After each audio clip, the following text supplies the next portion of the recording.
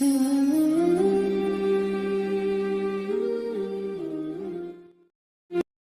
قاری طیب صاحب اور علماء دیوبند پر گفتگو کی سیریز کا 12واں حصہ ہے۔ اس 10ویں، 11ویں اور 12ویں حصے میں ایک ہی بات ہے جسے مختلف انداز سے اور مختلف دلائل کے ساتھ پیش کیا جا رہا ہے، اور وہ یہ ہے کہ اہل سنت والجماعت اور علماء دیوبند آسمانی کتاب اور اس کی تشریح کرنے والی مقدس و مبارک شخصیات دونوں کو ساتھ لے کر چلتے ہیں، کسی ایک سے بھی مستغنی نہیں ہوتے۔ تنہا کتاب یا تنہا معلم کو لینے سے خدا تعالیٰ کی مراد میں خلل پیدا ہو جاتا ہے اور دین ایک کھلونا بن کر رہ جاتا ہے۔ اسی طرح کسی ایک پر اکتفا کرنے سے اخلاقی طور پر بھی بے اعتدالی طبیعت میں پیدا ہو جاتی ہے، انسان افراط یا تفریط کا شکار ہو جاتا ہے۔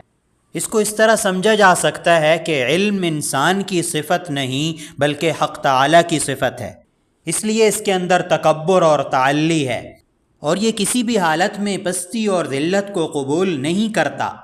اس لیے جس انسان میں علم الہی آئے گا وہ بھی بحیثیت عالم ہونے کے عاجز اور متواضع بن کر نہیں رہ سکتا، اور ظاہر ہے کہ اس صورت میں اس تعلیم کا اسے کیا فائدہ ہے؟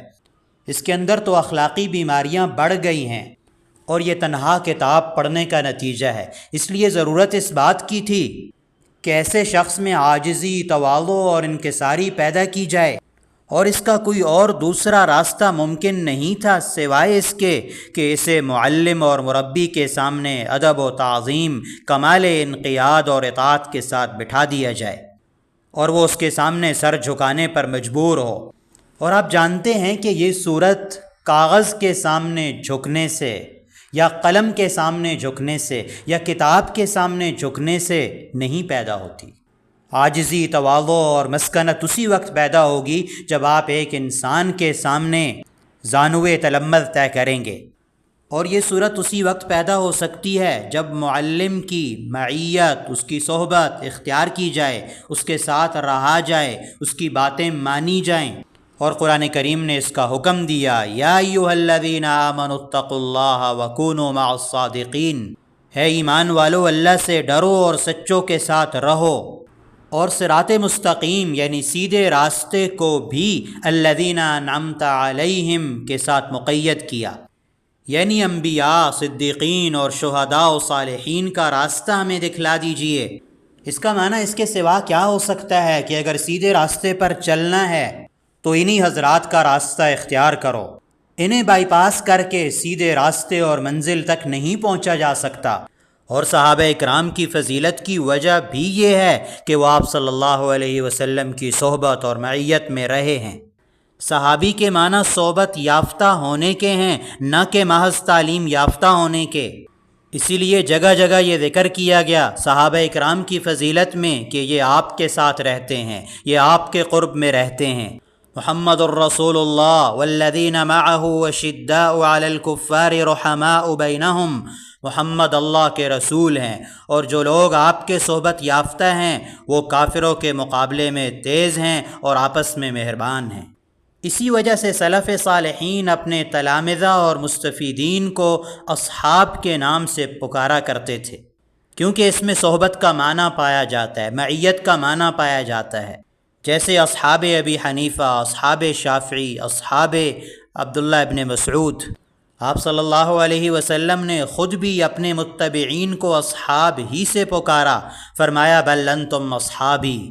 عبداللہ ابن مسعود بھی فرماتے ہیں اولئک اصحاب محمد صلی اللہ علیہ وسلم۔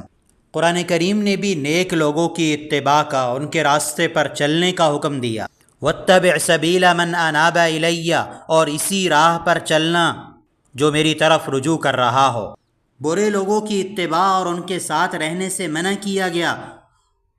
وَأَصْلِحْ وَلَا تَتَّبِعْ سَبِيلَ الْمُفْسِدِينَ، اصلاح کرو اور مفسدوں کی راہ کی پیروی مت کرو۔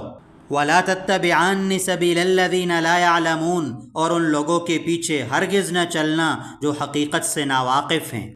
یہی وجہ ہے کہ محدثین کے ہاں اس شخص کی روایت کو زیادہ معتبر قرار دیا جاتا ہے جسے اپنے شیوخ کی صحبت اور معیت بھی حاصل رہی ہو، اور زیادہ سے زیادہ ان کی خدمت میں رہا ہو۔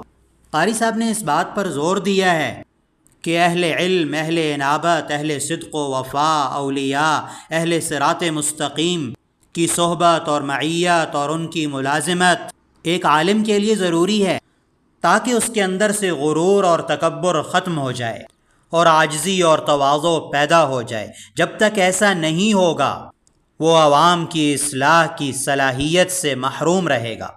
حضور پاک صلی اللہ علیہ وسلم کو بھی اس امت پر عوام سے خوف نہیں تھا، بلکہ ایسے علماء سے خوف تھا جن کے پاس نسبت نہیں ہوگی۔ اسی لیے آپ صلی اللہ علیہ وسلم نے فرمایا، مجھے اپنی امت کے حق میں گمراہ کن پیشواؤں کا ڈر ہے۔ اس لیے جو شخص صرف کتاب کو لے لے اور سلف کو چھوڑ دے وہ گمراہ ہے، خواہشات نفس پر چلنے والا ہے۔ علماء ایسے شخص سے دور رہنے کی تلقین کرتے ہیں۔ متقدمین علماء کا قول ہے، دو قسم کے لوگوں سے بچو، ایک اس عالم سے جس کو اس کی ہوائے نفسانی نے فتنے میں ڈال رکھا ہے، اور ایک اس عابد اور درویش سے جسے اس کی دنیا طلبی نے اندھا کر رکھا ہے۔